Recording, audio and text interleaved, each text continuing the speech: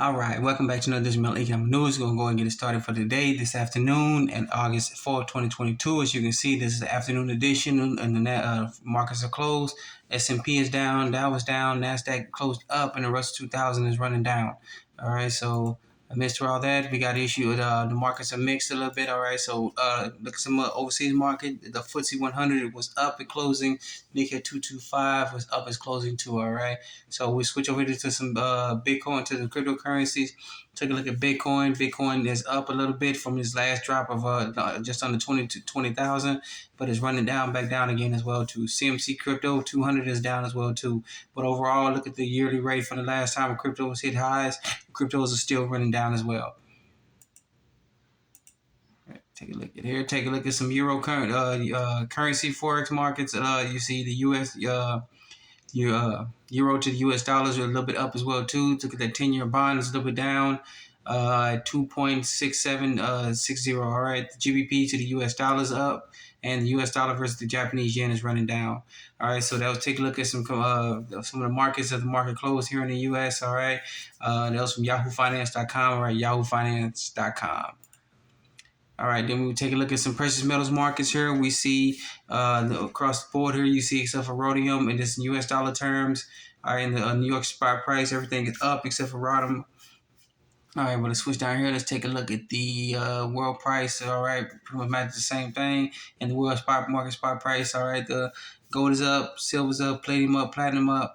All right, and then rhodium is down. The rhodium down big, about $500. All right, and the change a difference in prices. All right, so that was taking a look at some of the financial markets and the precious metal markets around the world. All right, and this is from Kitco.com. All right, Kitco.com.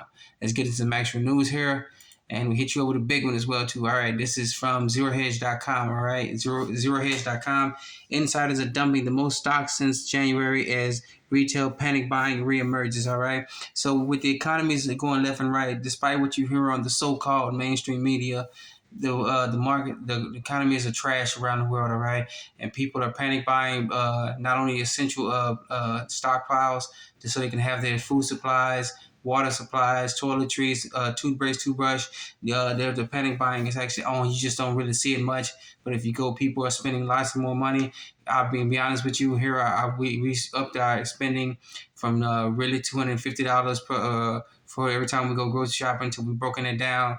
But if you look at when you look at it all, we're spending almost $425, $450 every time we go to the grocery store, plus Dollar Tree, Dollar General, all the other little shops where we can buy stuff to get our stuff in. All right, so this is actually happening, and the insiders are panicking. They're dumping their stocks. Right now, the Federal Reserve is actually keeping the stock market open. All right, just please do your research. You see for yourself that most of the time it's the Federal Reserve and the big bankers are keeping the stock market up. All right, trying to keep confidence up. But the panic buying has started. You just don't see full-blown people getting into panic modes and just going in. The people are getting in while they can, and not waiting for things to hit the fan before they hit the market. All right. So go and get this article here from ZeroHedge.com.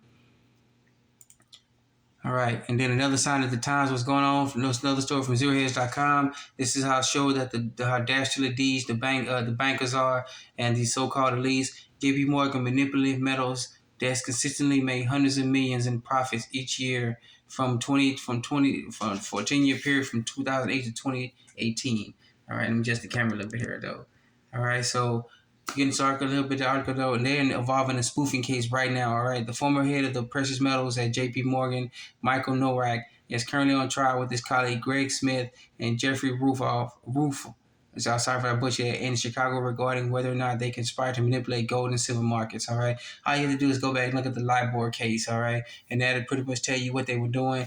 They've been manipulating precious metals markets. So we know the gold price is actually not supposed to be where it's at now. Gold and increasing. If you look at the supply and demand, the refiners are hitting hard on the miners. The bullion dealers are hitting hard on the refiners. Bullion banks are hitting hard on everybody. All right, and so. And there's a squeeze on the precious metals, physical precious metals to get in your hand. What they're arguing about is that they think the price is where it is because they got all these paper contracts, all right? So whenever they see an increase in the price of precious metals, they dump millions of paper contracts to drive the price down. All right. So, but the actual physical, trying to get your hands on physical precious metal markets, all right, that is coming hard by, especially when you're trying to get like I say, you're trying to purchase like $100,000 or more precious metals. All right, that is hard to come by. You're told to wait. The U.S. Mint is in kind of deep trouble now because they're supposed to order whenever you order something, they're supposed to get it and make it right there on the spot for you and have it to you. But they can't even get orders now. All right. So this shows you how badly the banks and the big boys, so-called big banks, are manipulating the prices. They've been doing this for years, so they can get in and buy up all the precious metals that they can, and leave us common folks with nothing to gain. All right, so get it while you can, and please read this story right here. This is from zerohedge.com. All right, zerohedge.com. All right, and this is a story out of Reuters. All right, on the Bank of England on the brink of big rate hike since 1995. But England got also issues. They got flooding everywhere. They got hot summer heat. Some of their roads are catching on fire. You got shortages of food, supplies everywhere. You got gas shortage. Their decision to put sanctions on Russia has increased the Russians not only ceasing production, but they've halted production in some countries, and it reduced their natural gas flows by down to 20% to most of Europe. All right, and England is being hit hard with this too. All right, so that has caused their central bank to cause them to possibly raise the biggest rate hikes higher than what we do here in the U.S. They try to ticky-tack here with basis points, but they might just go ahead and just raise it all the way up as best as they can. All right. And so to get into talk a little bit, the Bank of England is expected to raise interest rates by the most since 1995 on Thursday, even at the risk of a recession amount, in an attempt to stop surge inflation from becoming embedded in the British economy. So it says here they're trying to stop inflation from being embedded by raising interest rates. But what happens with interest rates? People with houses who got adjustable rates, adjustable rates go up. Fixture rates go up if you haven't already have one and already have something that you own that you're attempting to buy off or pay off on your own. Food goes up, everything goes up because the interest rates gets charged on the vehicles, food, water, everything you can, it goes up. So they might be not only things have just gotten so far to hand that they might even be causing some of the biggest inflation that they're trying to avoid. But that's just my opinion. Form your own opinion and just please read this story and get it out to as many people we can. And let me know what you think in the comment section, all right?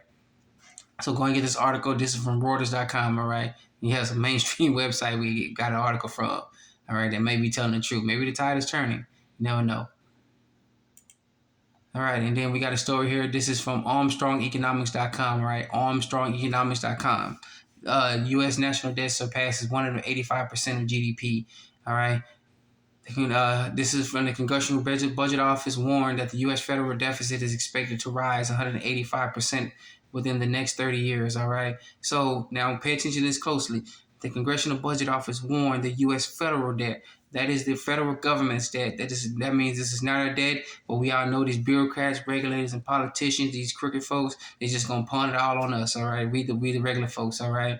So with that being said, they say it's going to reach 185% within the next 30 years. Hold on to your horses.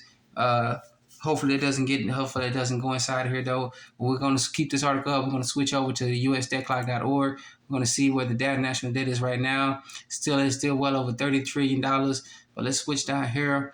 We see the U.S. total national assets versus U.S.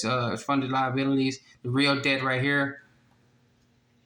It's just about we're operating in the black right now, but as we see, we steady trying to all these unfunded liabilities, all these unexpended expenditures that keep incurring, it keeps creeping on up. All right, so we hope that doesn't get 100% ratio equality with each other. We hope we start seeing the back go down, the U.S. unfunded liabilities along with the total national assets that goes up. All right, so that's this story. The article may be coming true if they keep spending the way they spending. It just might come true the way it is. All right. So we'll get back to this article here. If the Congressional Budget Office, those are the people who just sit back and they crunch numbers. They do it all day long. That's all they do. They crunch numbers and they sit there and they just tell people, they try to put out the truth to Congress, tell them, hey, don't spend this. And sometimes they listen. Most of the time they get blown off. All right. So go and get this article here. This is from ArmstrongEconomics.com, all right? Please let us know what you really think about this one in the comment section, all right? In 30 years, 185% debt to GDP, all right? We can't afford to pay it now. We cannot afford to let these big wigs pass it on to our children, all right? And some of us, our grandchildren, our great-great-grandchildren, all right? So Go and get this article once again from ArmstrongEconomics.com.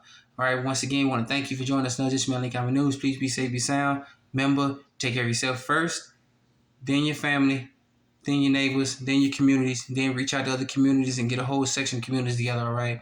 Remember, with that being said, you are your own best banker, your own best savings and loans, your own best credit union, you're your own best financier. Take care of yourself. Thank you again for joining us. Another Just Economic News. Be safe, be sound. Let's get it started.